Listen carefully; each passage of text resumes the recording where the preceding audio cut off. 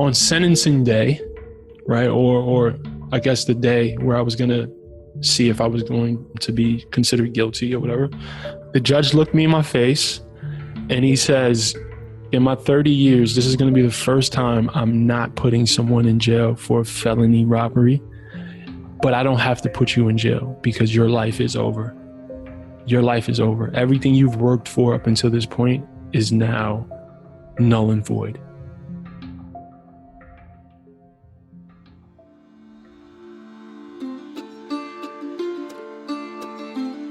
Hi friends, and welcome back to another exciting episode of At the End of the Tunnel.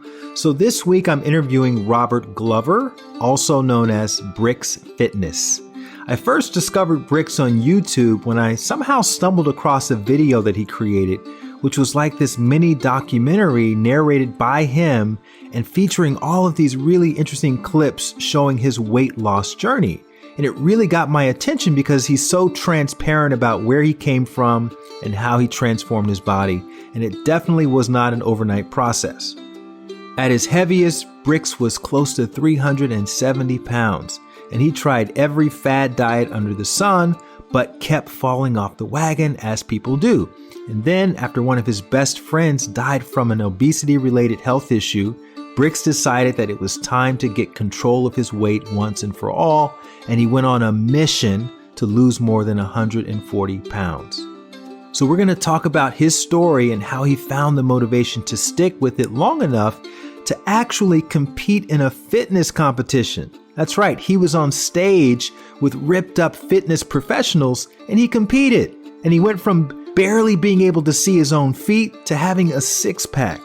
So we're going to talk about how all of that happened and how he eventually became a health and fitness YouTuber with over 500,000 subscribers to his channel, where he pumps out tons of free content to help other people who are looking to gain control over their weight.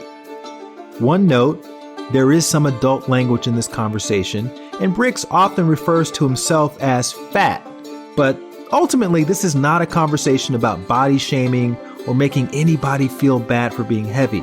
It's about his own experience, and if you listen with an open mind, I think you may find that what he has to say about his body transformation can really apply to any sort of physical, emotional, or even spiritual transformation where you have to get to a point where you say, you know what, enough is enough, and you have to take different steps to find your way out. I think you're going to love Brix's story, so without further ado, I'd like to introduce you to Mr. Robert Brix Glover. So Brix, thanks for coming on to the podcast. As always, I like to start my conversations off by talking about childhood. So when you think back to little Brix, growing up in Brownsville, New York, and or Germany, I know there's a little story behind that. What was your favorite toy or activity back in those days? My favorite toy was probably my big wheel, if you want to consider that a toy, right? Yep. Slash mode of transportation up and down the block, or my Transformers. What did you like about Transformers? You know, manipulating the toys and kind of putting things together. From what I remember, that was the appeal of Transformers for me. Did you ever do like a Transformer Halloween? Were you that deep into it? Or I did, but but I made it with construction paper and staplers. Yeah, and staples. Yeah, definitely. I got photos of that. Have you seen that? There's like an Instagram video of this kid who has a Transformers Halloween thing on. His like dad pushes him. It's like a car, and then he like stands up, and you just never even I've seen saw that. Yeah, that's cool, right? Yeah, so that was you. Yeah, that was me. That was me right there. What's the story with Brownsville in Germany? I think I was about 2 or 3 years old. My dad, if I'm reciting the story correctly, my dad and my mom was, having an issue, and he decided to take me. He was in the army at the time, so he was stationed in Germany, and I lived with my dad for 4 years in Germany until I was about 6 or 7 years old, around that time. So that's how I ended up in Germany. And then I moved back to New York City, to Brownsville, when I guess my dad told me I started asking for my mom. So he shipped me back on a plane by myself, 6 years old.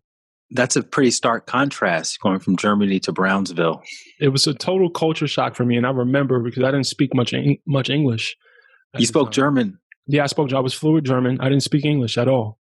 Wow. Yeah, so I came home, to New York with my mom, and she was with my stepdad, who, that was a interesting scenario that I inherited, once I moved back to Brooklyn with my mom. So what was that like, learning English as a 5-year-old black kid in Brownsville? It's crazy because I remember pretty vividly having the communication barrier between, my family and the people at school.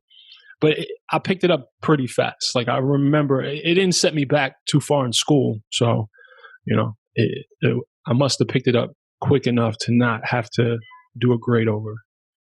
That must have resulted in some loneliness, I can imagine. Yeah, I don't remember any very clear memories around that, but I can imagine that it would.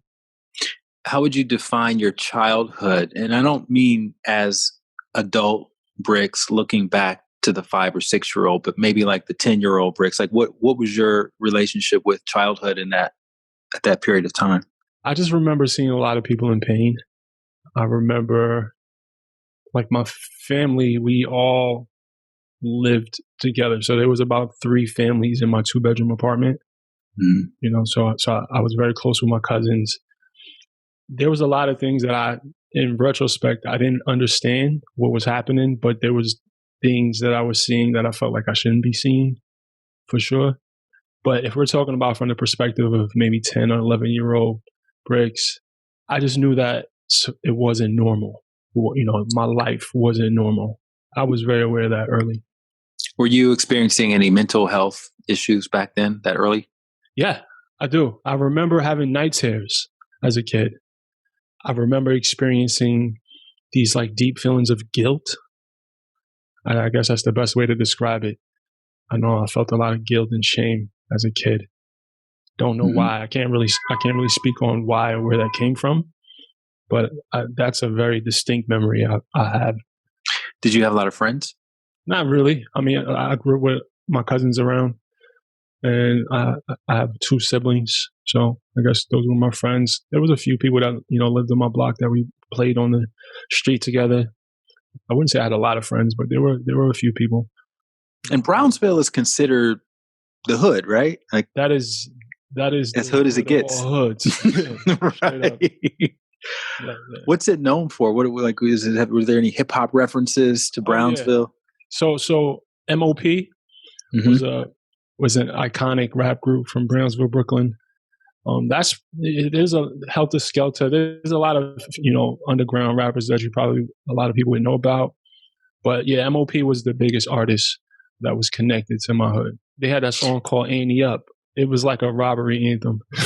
Right, robbery. Speaking of which, I read that you may or may not have dabbled in some gang activity as a kid. Was that happening around that time? That was culture, man. That was culture in my hood. So yeah, definitely got caught up in that as a teenager. Mm-hmm.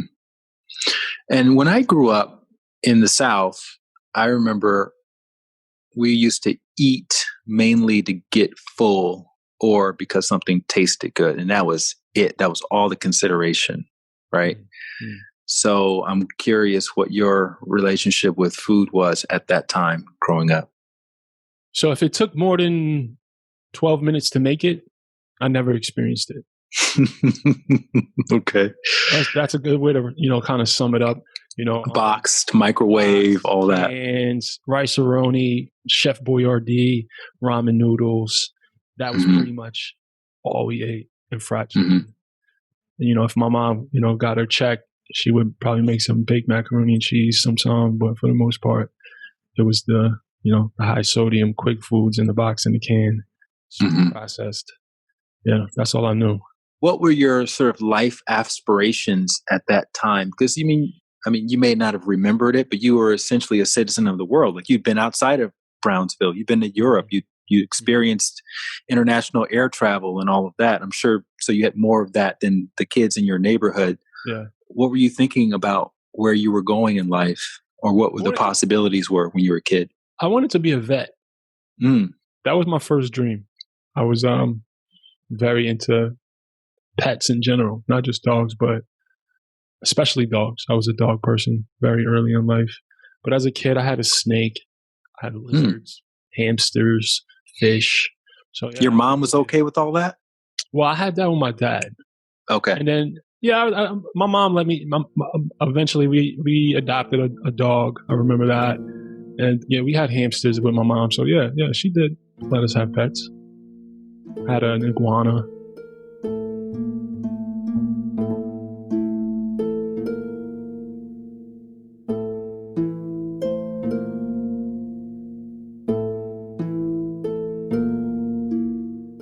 I'm assuming you went to high school and you did all that stuff. Did you get into sports?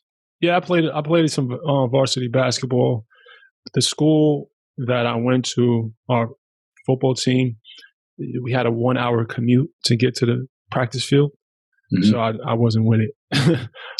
No, I'll pass. But because originally the first high school I went there because I wanted to play football. Like I got kicked out on the first day, and ended up going to a different school that the football culture was not. See, football is not really big in New York City anyway. So I ended up playing 2 years of varsity basketball.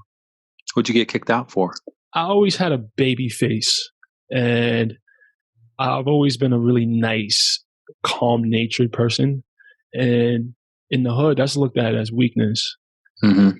So first day of school, somebody pretty much tested me, and I felt like I had to make a statement very early. It's like jail. It's like you feel like you're in jail. Like I felt like I had to make a statement. So I broke homie's jaw, and I got kicked out of school. Was that your first fight? No. So you've been practicing making statements, and you knew the rules. For sure. For sure. I wasn't a troublemaker. I wasn't a bully. But if it came across my table, I handled it. At that time in your life, did you have a mentor or someone who was kind of in your corner, who was trying to kind of guide you along a righteous path at that time? Or was it mostly like gang influences and things like that? Yeah, no, the male figures in my life, that wasn't their agenda for me. Let's just say that. Yeah. Any female, like older people who kind of saw the potential in you and said, "Hey, Brix, take this path"?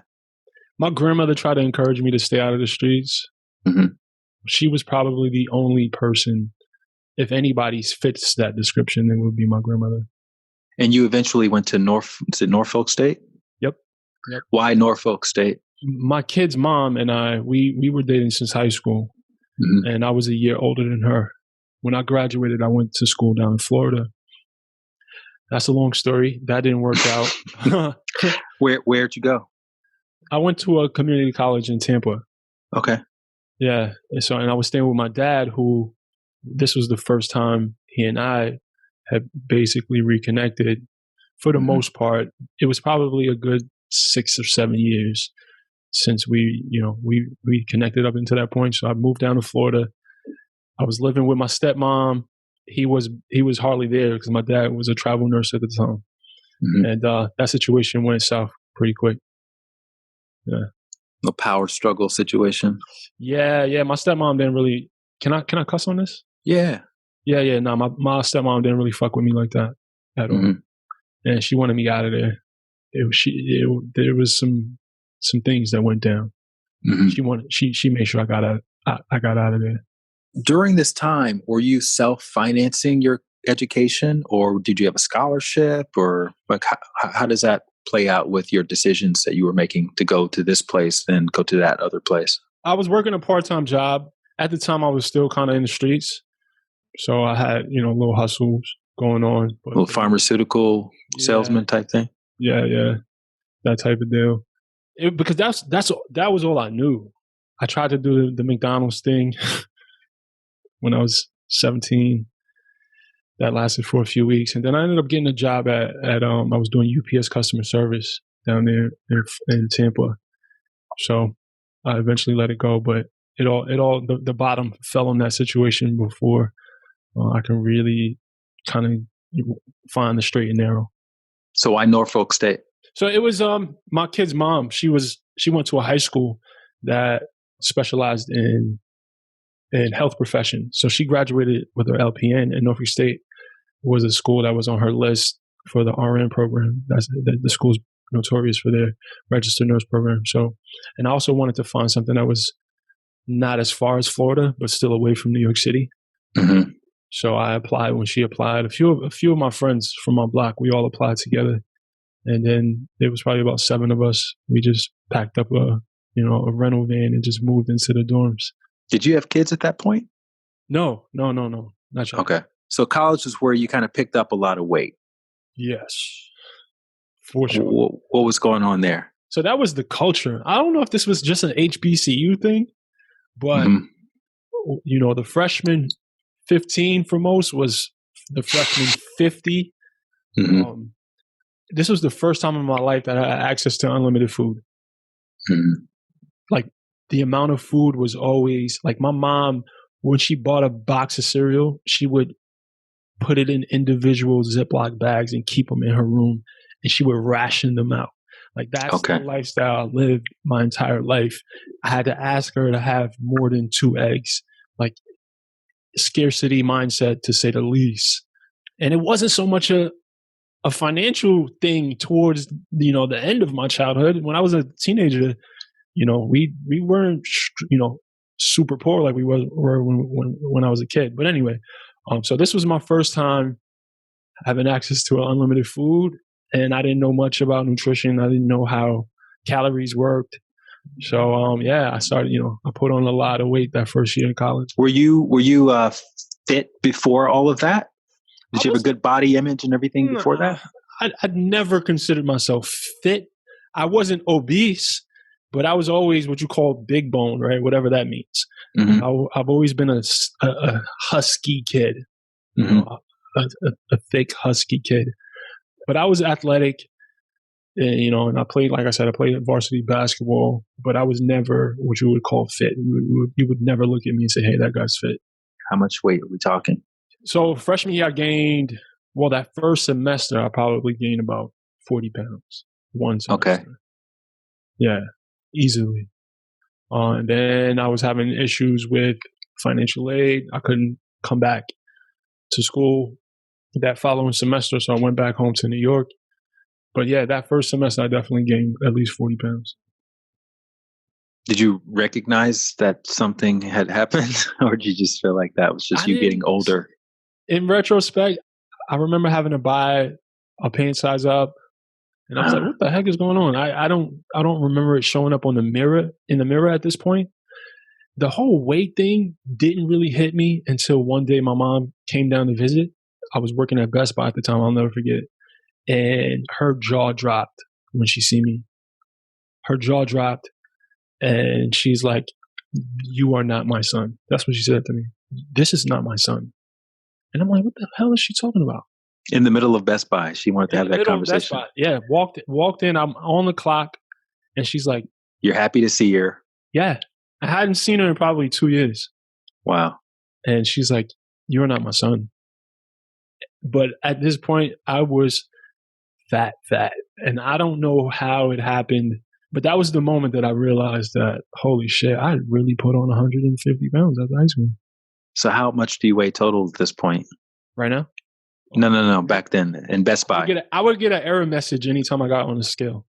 So, and I know that scale went up to at least 350. So I don't even know. Honestly, I say my heaviest is 360, but I probably pushed 370, to be honest. I have some photos where I think I was almost, 370. And then what happened after that conversation? Did anything shift? No, I got mad at her. I was, in my feelings because I'm like, Mom, what are you talking about? So yeah, no, I guess a seed was planted because that's the first time I realized that I was fat, which is strange because it's so obvious that I was fat. I was super fat. But I don't know. It was just, my life was so stressful. Mm-hmm. I'm taking 18 credit hours. I'm working. So you were back in school at that point? Yeah, I was in school. Yeah. And you were paying it all yourself? Yes. Well, I was going in debt, obviously. Mhm. I wasn't paying anything out of pocket at the time. But yeah, I had a very stressful life. School, my daughter was born in '06. So I had a newborn around this time because I think that's the reason why my mom came down to see my daughter right after she was born. So you were still with your high school sweetheart. Yes. Had you guys gotten married at that point? Yes. We Okay. got married because we had to in order to get insurance because her mom's insurance recently kicked her off, and she needed to have a change of status at her job in order to qualify for health insurance because initially we were paying for the visits out of pocket, the prenatal visits, and we weren't able to do that for the whole entire time. So yeah. So the Best Buy insurance? No. Her insurance. So she was working as an LPN. Okay. Yeah. So the hospital insurance needed her to have a change of status in order for her to qualify for health insurance. And what was your mental state like at that point? You're now a new dad. You're fat to your own admission. Mm-hmm. Your mom called you out. You're married, living with your high school sweetheart. How was your mental state like when you think back to waking up those mornings and going to bed at night? Like, how were you feeling about yourself and about life? I remember being depressed a lot, but I've always been an optimistic, upbeat person. Mm-hmm. So I hid a lot of my pain. I didn't let the world see it. And I just remember feeling like a robot and just very unfulfilled.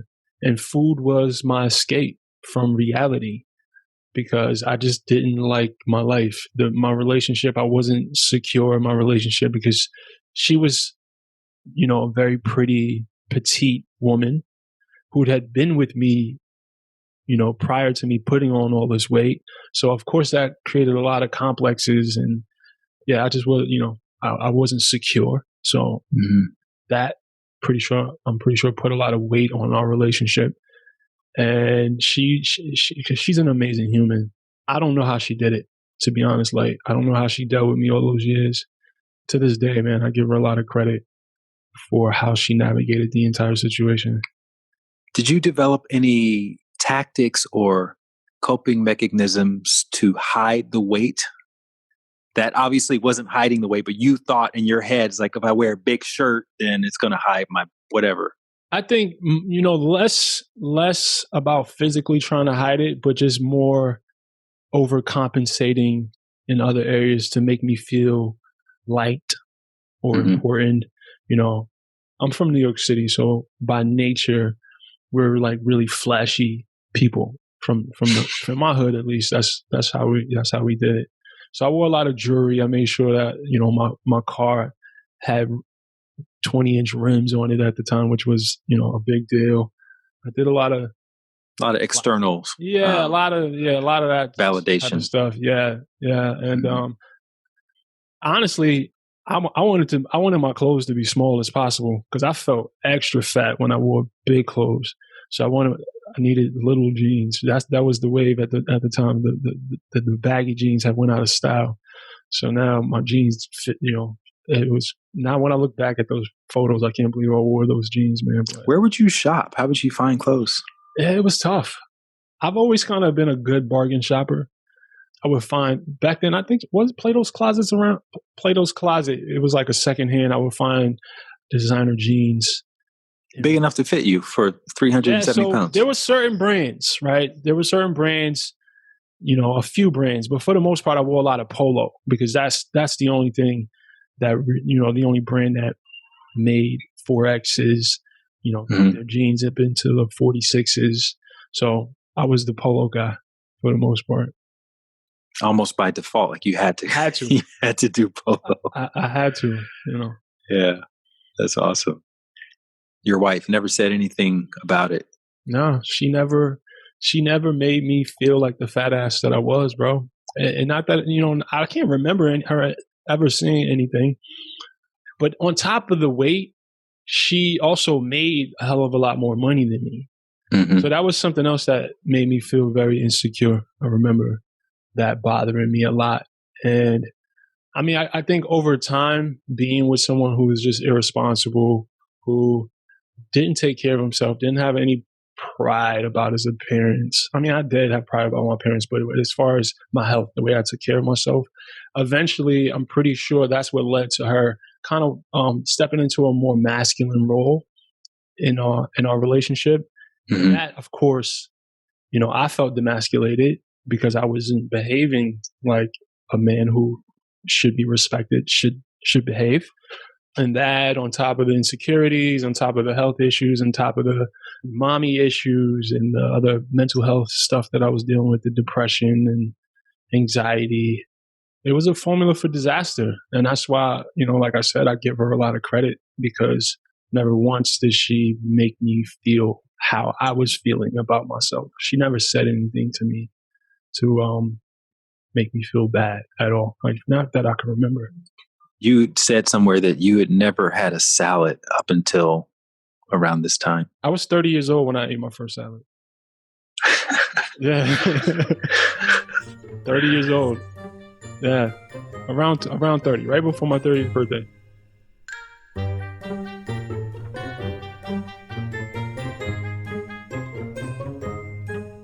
So talk a little bit about getting in trouble with the law. Okay, so I just graduated, and I had landed a really good job. Mm-hmm.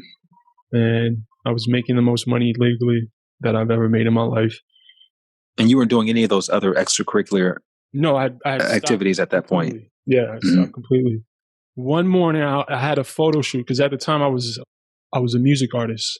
I had a single on the radio. I had opened up for Kendrick Lamar. I did a few dates with Meek Mill.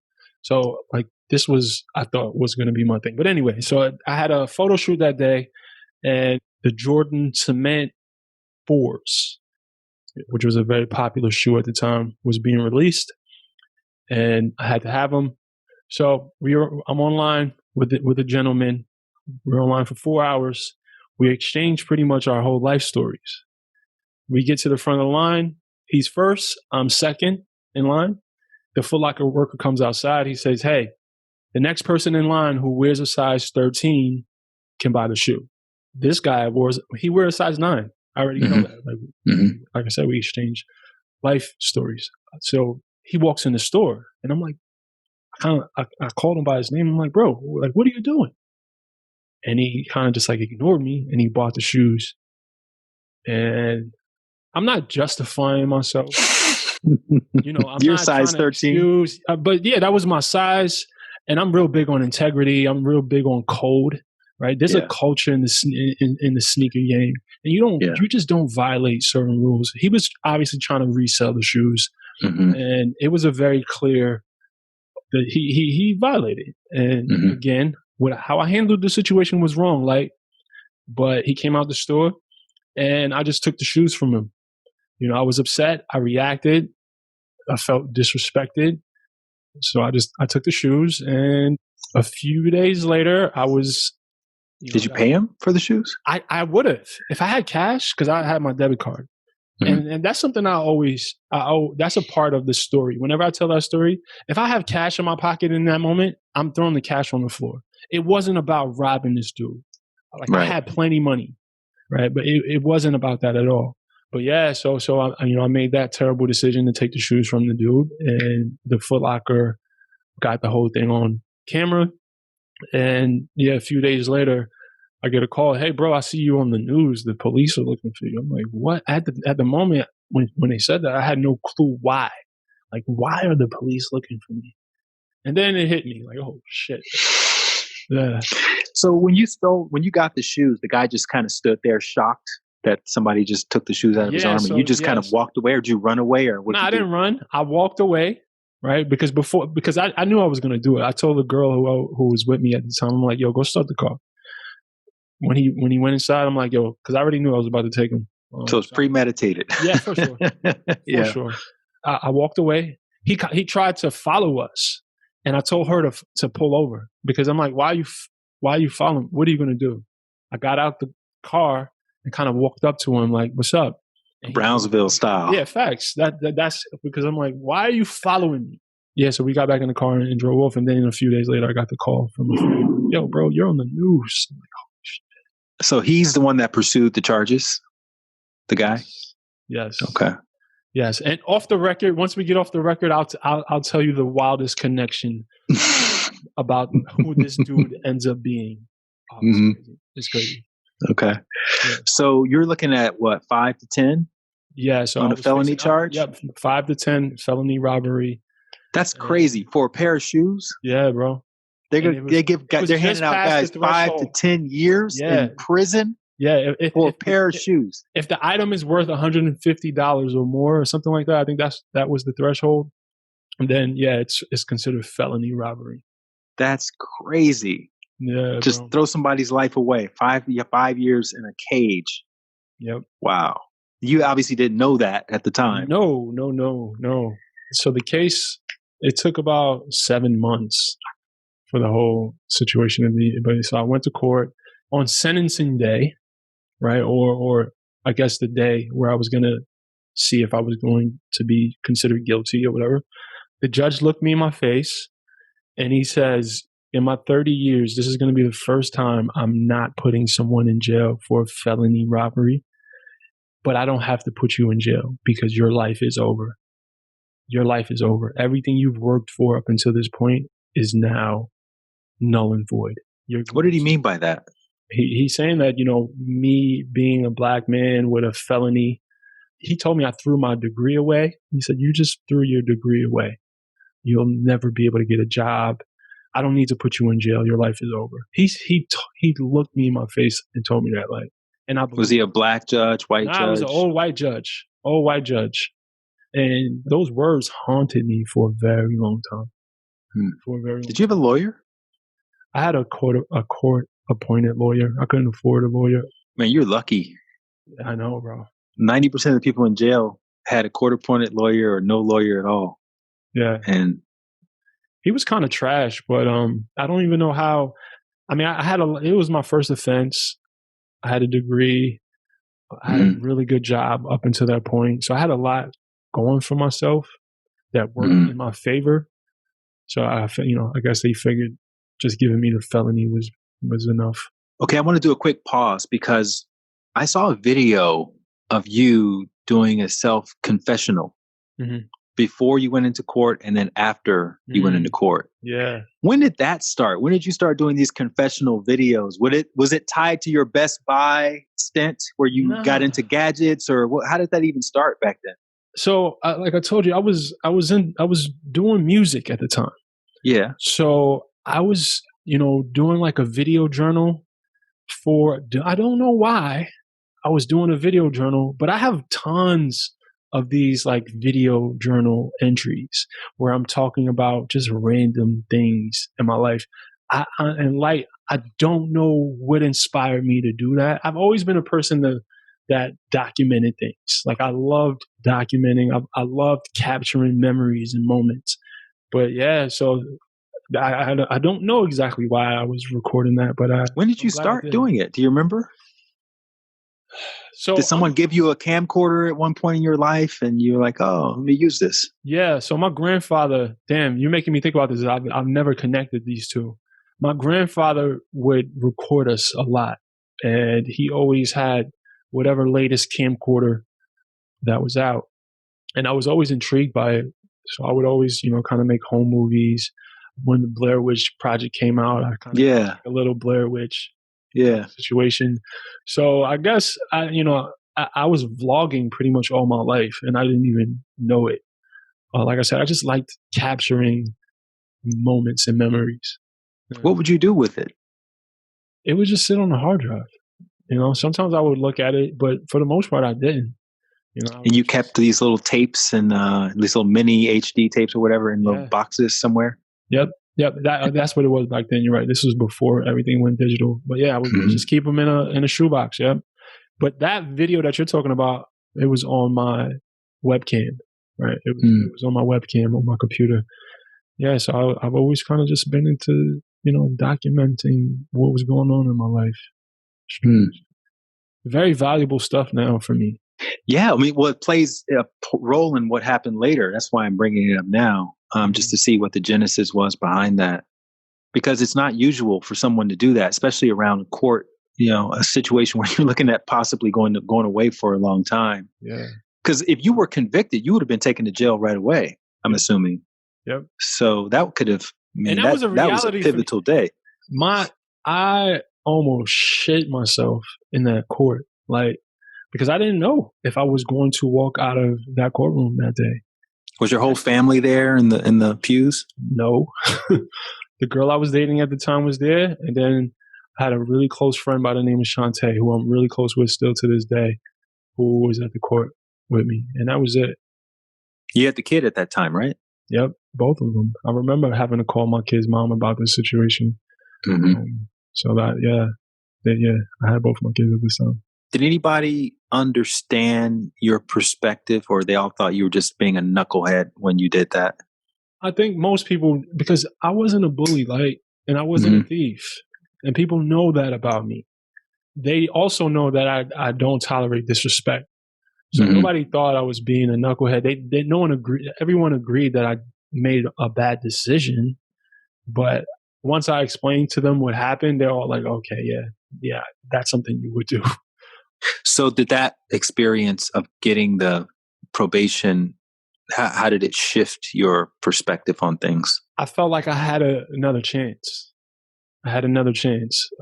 Yes, in the back of my mind, the felony thing was going to be an issue. And I remember leaving the courtroom feeling light, right? Excuse the pun. I felt like, okay, it's time to change some things up. And I have videos from around that time where I spoke about my realization, my realizations of having to evolve, like having to grow as a man, having to do better.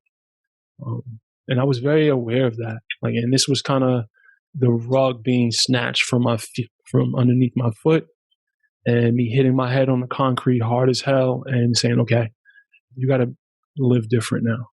And then something happened to a friend of yours. Was that soon before that or after that? It was probably a few months afterwards. I don't remember. Okay. I think I got convicted in October, and he passed away in January. He was a close friend. I couldn't believe it, man. I couldn't believe it. He was in his late 20s, and it tore me up. So he passed away from lifestyle-induced medical conditions. He had high blood pressure. He had diabetes, sleep apnea, and he just kind of passed away in his sleep. He had a young kid at the time. Yeah, it was tough.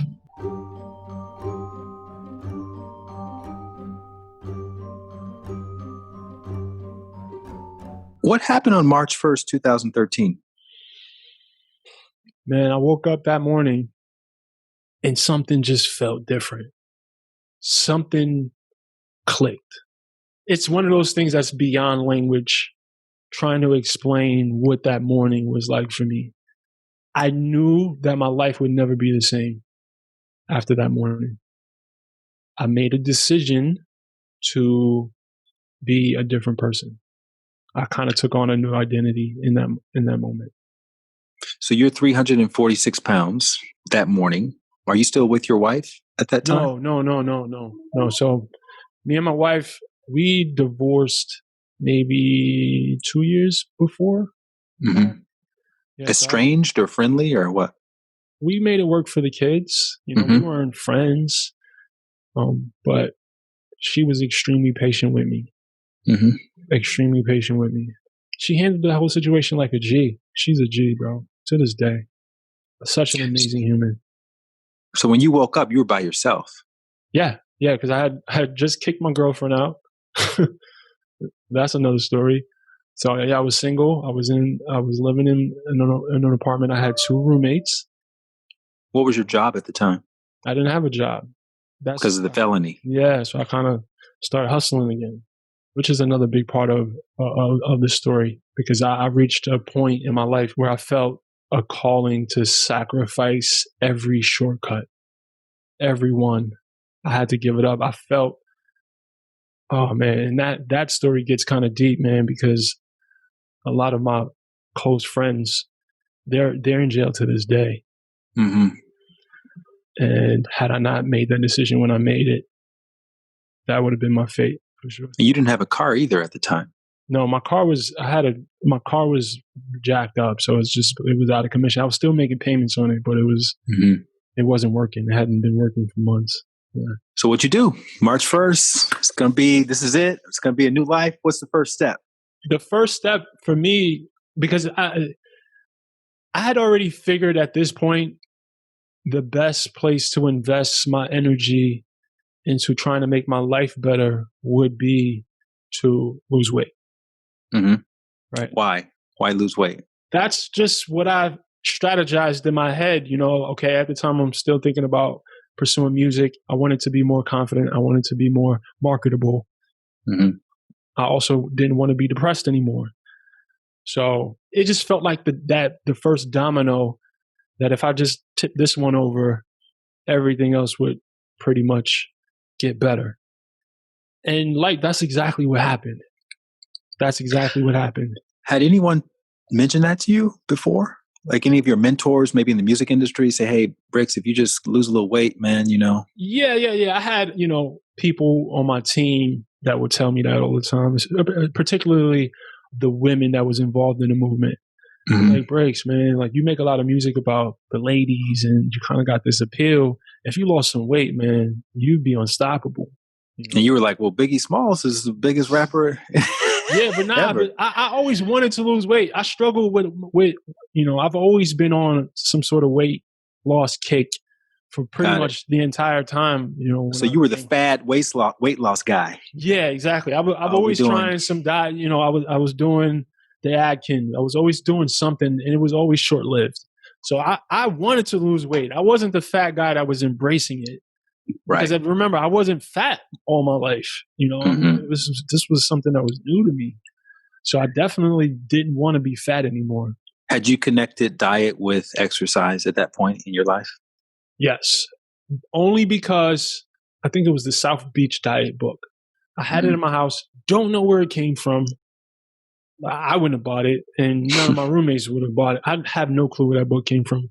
But that was the book that was in my home when I decided to lose some weight. And I pretty much understood that diet was the biggest piece in weight loss. Mm-hmm. I don't relate to a lot of people who say, "Yeah, all I thought was, if I worked out and pretty much eat whatever I wanted, I would lose weight." I never understood that. So yeah, I understood that nutrition was the biggest piece. At that time, you're 300 something pounds. Let's say you weren't at home, right? And Brix now, to 2020 Brix, walked into your apartment. What are some of the signs that the person who lives in that apartment is on the plus side of 300 pounds? I mean, obviously what was in my cupboard, like. What would you see? A lot of Oreos, a lot of ice cream, a lot of fucking cereal. That was, and I pretty Coke, much pop, that kind of stuff. Yeah, I drank a lot of soda. I drank a lot of fucking Hennessy, bro. I used to drink a lot of alcohol. Mm-hmm. So there was always bottles in the crib, empty bottles, full bottles. And then I was kind of a junky person too, which is a big part of my identity now. I'm like a super OCD neat freak. And that's something that I've developed intentionally because I connected being messy to being fat. So you went to the kitchen and pantry, you threw all that stuff out day one, or how did it? Everything out. I threw everything away, like everything. And my roommates were so annoyed with me, but I was a madman about this.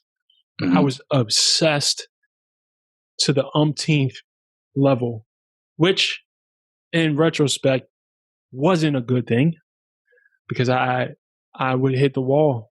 It happened a few times because I altogether I lost 150, 160 pounds, but I gained back 60 pounds maybe 5 times. How did you know this time was going to be different though? Like when you started in March of 2013, how did you know that wasn't just going to be another fad time you're going to quit after a month? It was just a knowing. Like, I wish I could give you more than that. I knew that this time I wasn't going to quit. Prior to this morning, I had some dark dark days where I contemplated taking my own life. Mm-hmm. And I knew that if I ever gave up on myself again, that's where I would end up back at that place of not wanting to live anymore. So I had this fire that drove me because it was either this or death.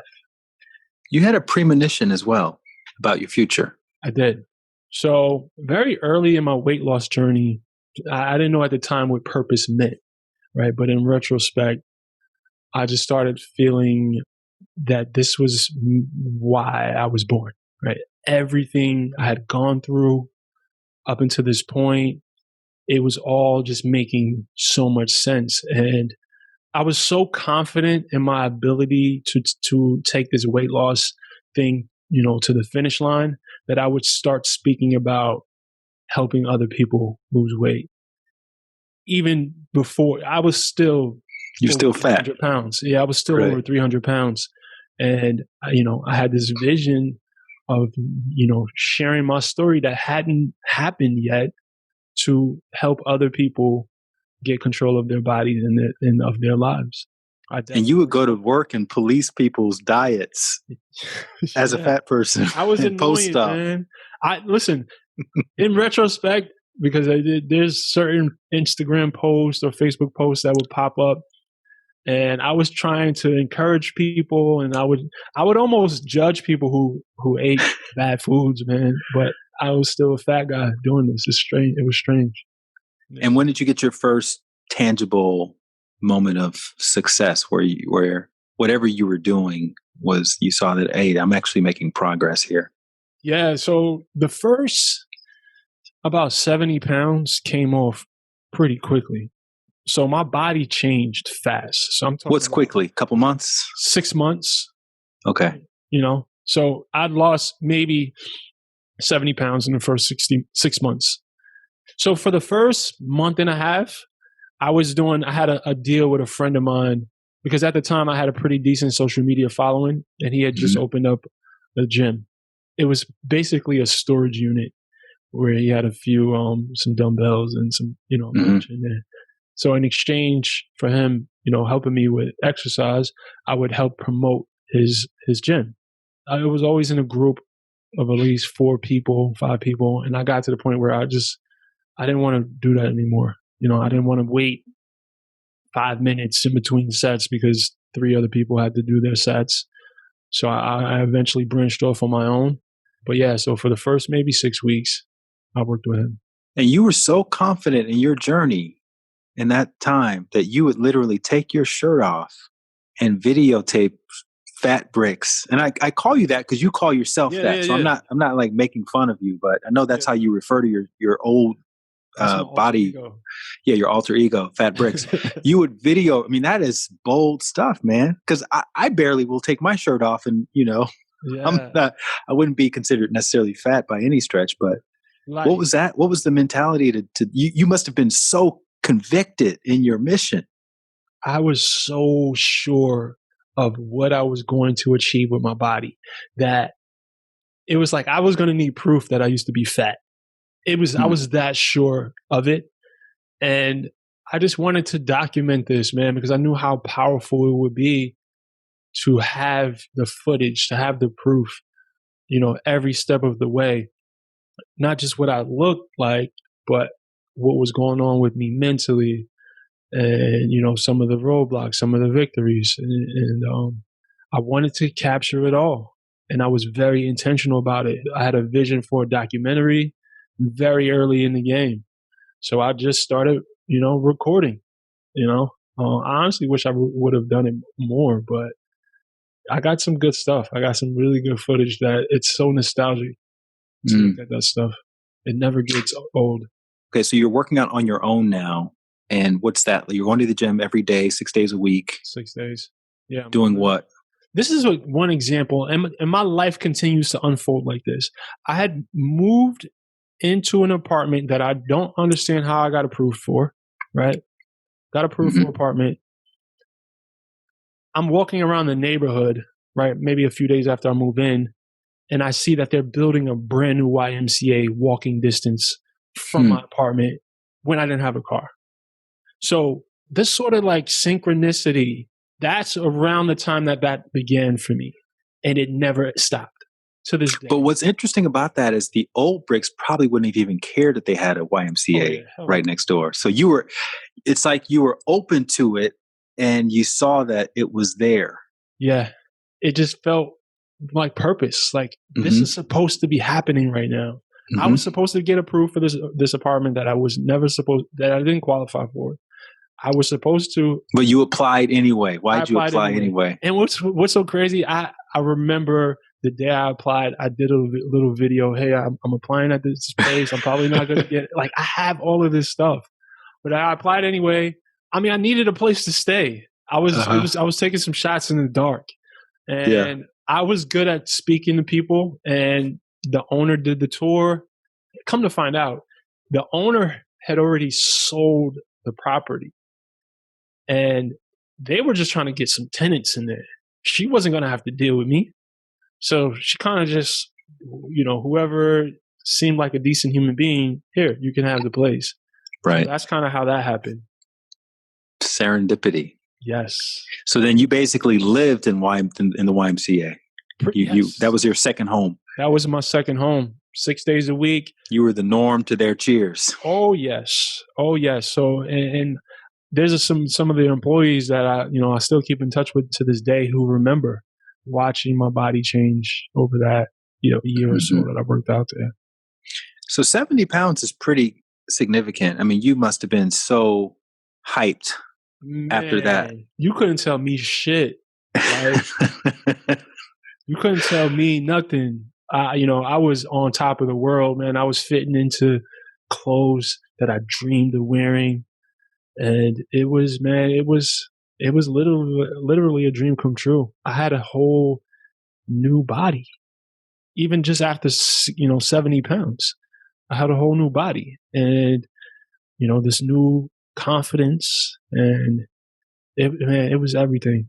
It was everything. If I can bottle that feeling up, man, and sell it, I'd be rich for sure. Had you gotten your diet in check at that point, or were you still working on that? Yeah, so I had a very aggressive approach to dieting. I made a lot of mistakes with that. I think I did some damage to my metabolism because I was under eating for a good period of my weight loss journey. I was under eating, which is why, I kind of advise against that. I've made every mistake that you can possibly make with weight loss during my journey. And again, I was supposed to, because these are the experiences that I help guide other people with. You mentioned before that you would gain weight back. Was there a correlation between lifestyle and gaining weight back, or was that just a natural function of the process? Or you could be doing everything right and gaining weight back? No. The reason why I would gain weight back is because I was so extreme with my approach that I would just get, hit these points where I would say, fuck it. And I would just take 2 months off, 3 months off, and I would just binge. I would just binge. And I would just, I would stop working out. And every single time, I found my footing and I got back to it. So even then, when you were binging, you knew you were going to get back to it at some point and continue on. Yeah. It didn't feel like, me quitting. I would just like almost black out for a month or two and then catch myself and then get right back to it. How are you paying the bills during this process? In ways that I shouldn't have been. Okay. Yeah. Were you concerned about potentially getting back in trouble with the law or anything like that? Because you're on probation still. I'm light, man. I don't know who I thought I was, bro. I mean, I was 100% in survival mode, and I was very comfortable in survival mode. That's the mode I lived most of my life in. And man, I moved to California on probation. I wasn't supposed to leave the state. So I would do stuff like that. I don't know if I felt invincible or I was just that stupid, but I always felt supported. I always felt guided. I never was afraid to do these stupid things, but it's because I was supposed to learn these lessons. I was supposed to do exactly what I was doing at the time. I've met a couple of guys who, one was a pharmaceutical salesman. Mhm. Another one, we would grow it, would manufacture it. And they would have very strict rules. And they would say, look, if you follow these rules, it's the chances of getting caught are minuscule to none. Did you have rules or tactics? Not, and we don't have to get into the specifics of them, but I'm just curious if you had rules when you were doing what you had to do to pay the bills to make sure that you were being as conservative as possible so that you didn't ever have to have any kind of confrontations with the law. So that's the key. And the word conservative describes me perfectly. I wasn't the quote unquote hustler that was. You're not on the corner. No, I wasn't trying to. I was literally just at this point trying to take care of my kids and keep my phone on. So that was the minimum. And I don't know if I felt like that had some karmic value to it, but I wasn't hustling to be, buying bottles. I was trying to just survive. Mm-hmm. And, I guess that's how I slept at night at this point. And you also went through an internal transformation as well. Can you talk a little bit about your mentality and forgiveness piece and all of that? Yeah. So very early in my weight loss journey, I felt a pivot from a pure weight loss journey to just a journey to being a better human being. And I knew having, a healthy body was a big part of my ability to be just a good person. Like when you think of a good person, I wanted to be that. I wanted to be what the world would consider a good person. So I started reading. At the time, it was the law of attraction stuff. Like the first book was The Secret. And that opened up my mind. I had never heard of anything like this. And the thing that made me feel empowered was being able to sit and reflect on my life and connect certain thoughts or beliefs to the condition that I was manifesting, right? Every shitty situation that I found myself in, I connected it to a thought or a belief. And yes, it stung, but it also made me feel empowered. Like, okay, well, if you could create this not so ideal life with your thoughts and your beliefs, then you can turn things around. And I adopted that intention very early in my weight loss journey. I love that. If you're the problem, then you're also the solution. Yes. All right. So how long did it take you to get all those 140 pounds off? 3 years. It would ultimately take 3 years. I hovered around 250, 260 for most of that 3-year period. That was kind of like my sticking point. That's where my body felt. I think that's where my body wanted to stay. So it took 3 years to get to my goal body. Is that when you did the fitness competition? Yes. So that was the finish line for me. When did you come up with that idea, and how crazy did it seem to other people when did you ever mention it to anyone? Yes. That was a goal that I set very early. So let's say March 1st was the day I decided to change my lifestyle. And this is just an estimate. So let's say June. I said, you know what? One day I'm gonna step on stage. That's my goal. All right. I know I needed a target. I needed a target to drive me. And me competing in the fitness competition was that finish line for me. So yeah, I set that intention very early, and people thought I was crazy. I was very vocal about my goals, man. To this day, I'm so confident in the promises attached to my life, right? The vision, and I'm very vocal about it. And people would laugh at me.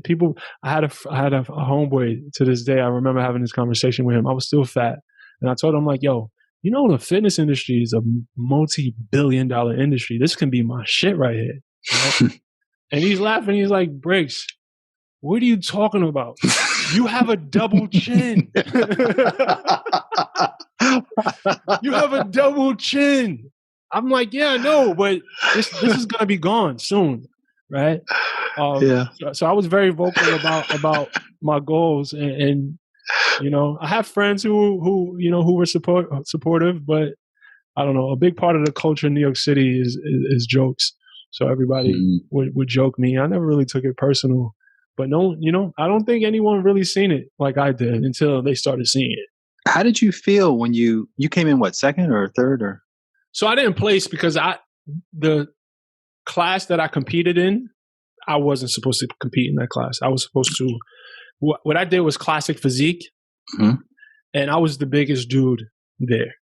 Is you normally smaller dudes with little legs. I was supposed to do.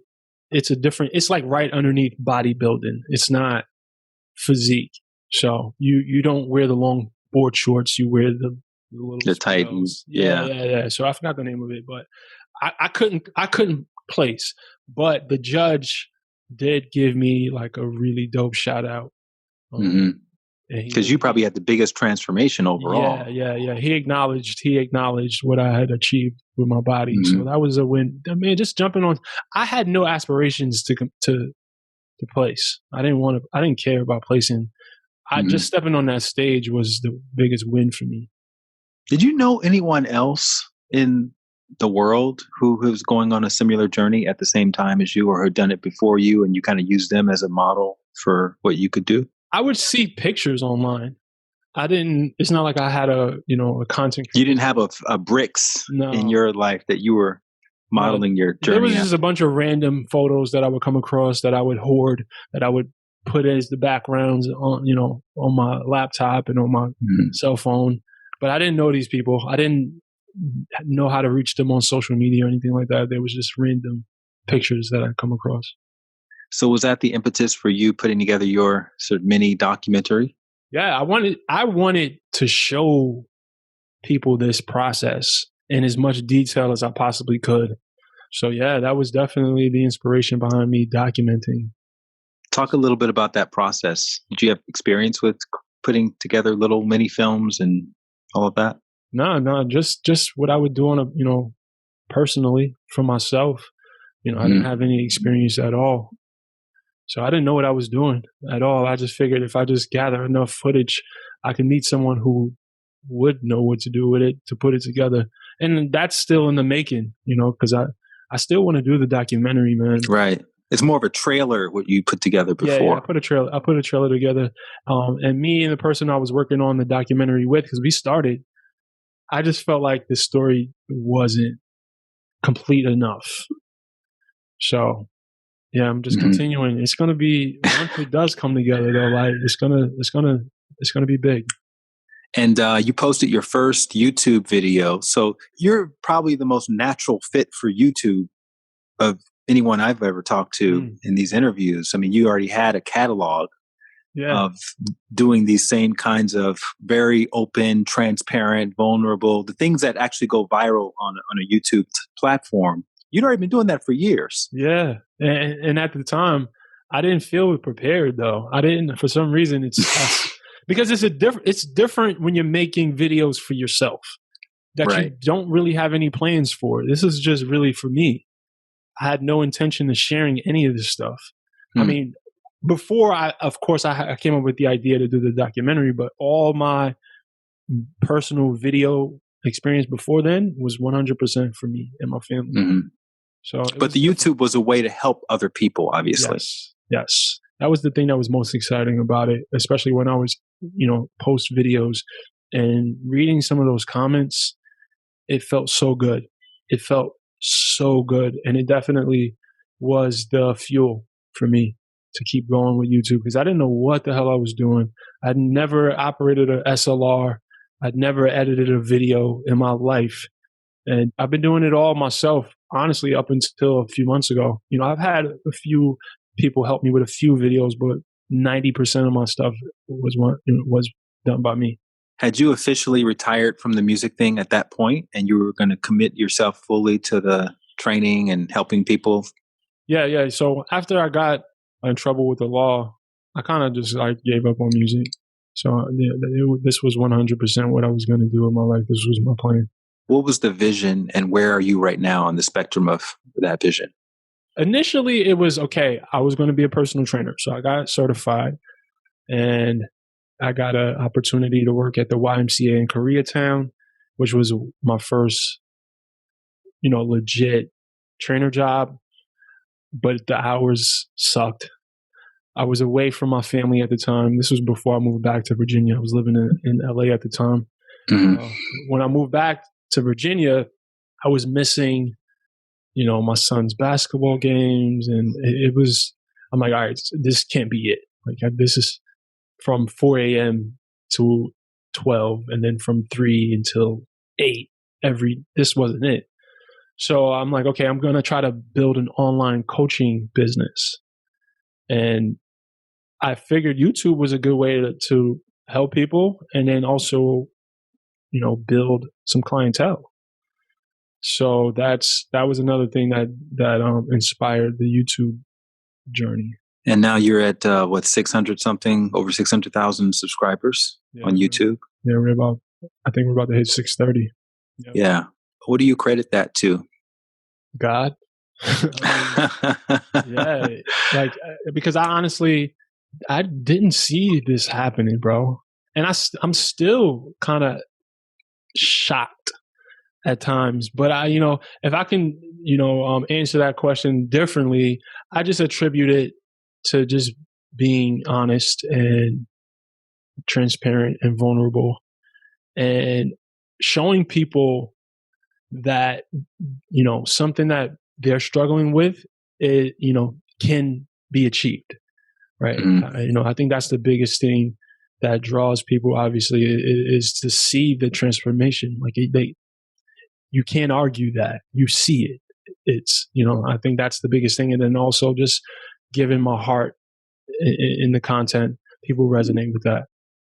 And you are so generous and prolific in how much information you share, not even just about your personal journey, but to help people in their own journey.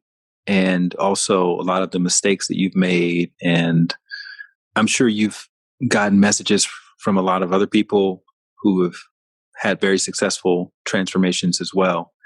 Is there any that stand out in your mind? Anyone reach out to you and say, hey, because of you? There's so many messages and emails that had literally left me in tears, man. It happens regularly. When you start talking about people who were talking about taking their own lives and then they credit them not doing it to something that you created, right? A video mm-hmm. or something that I shared. I couldn't begin to describe how good that feels.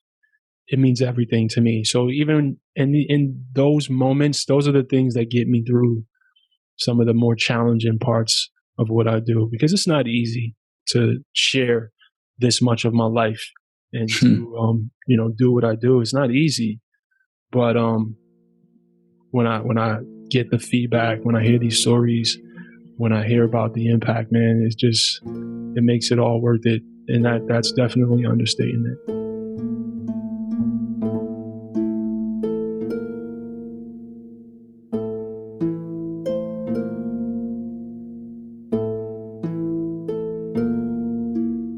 Great. I just have a few wrap-up questions.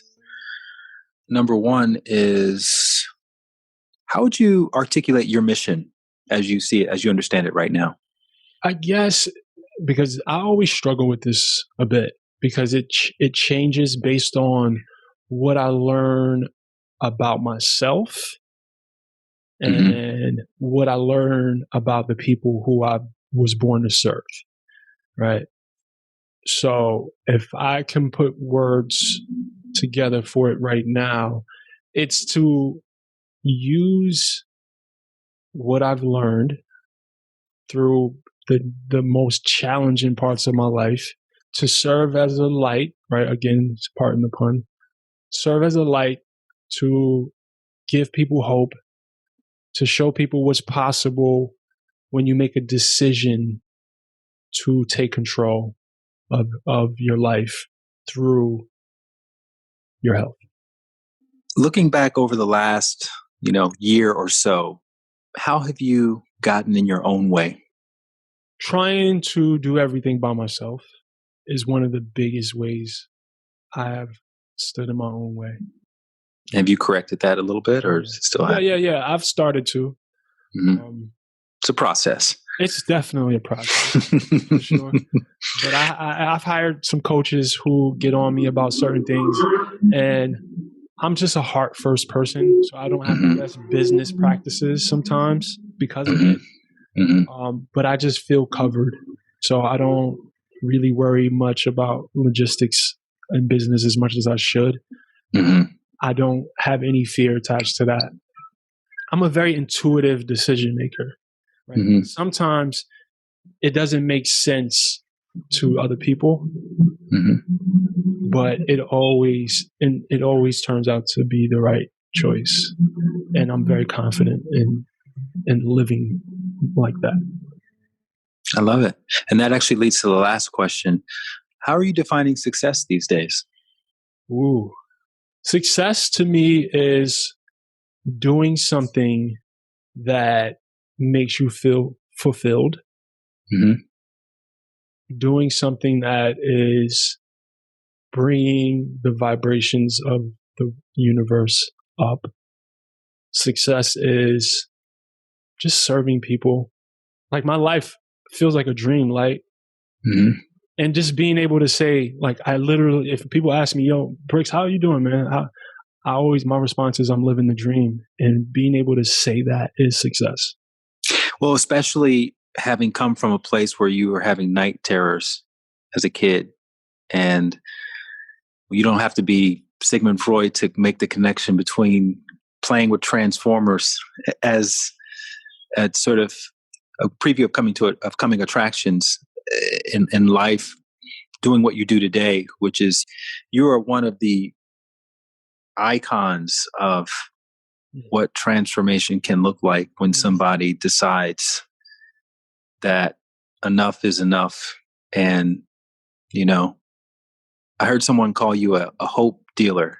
You went from dope dealing to hope dealing.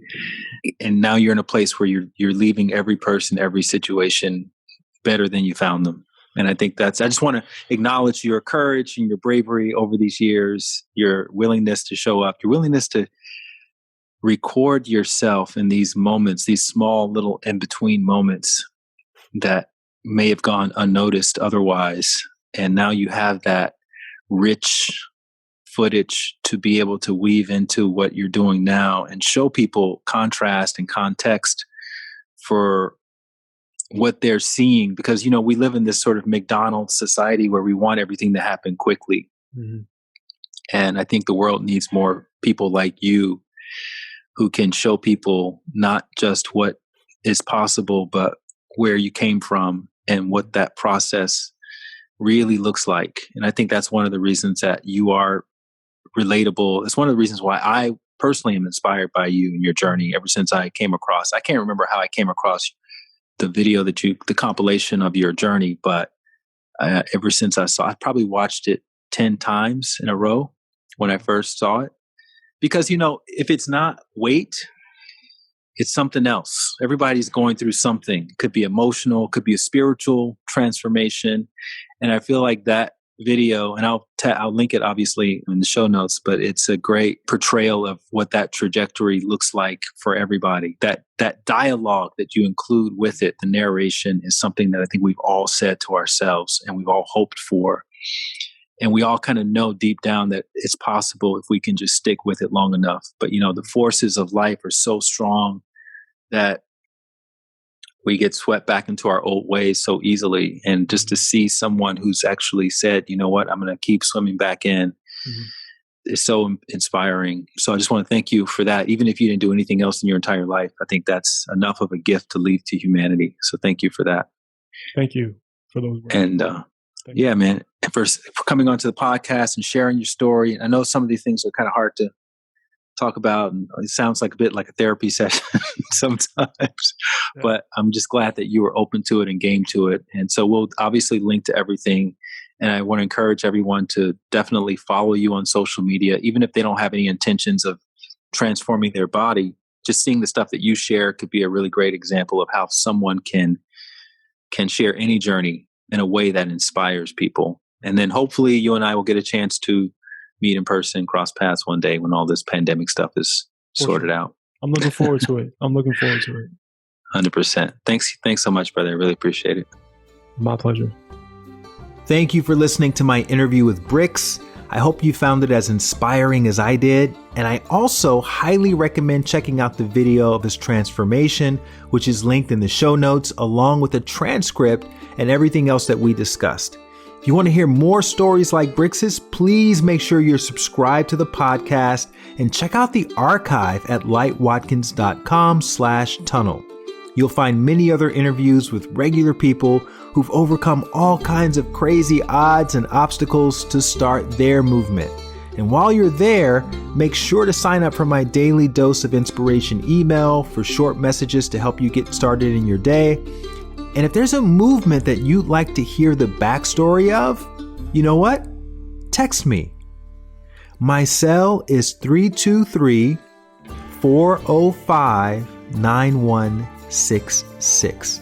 That's 323-405-9166.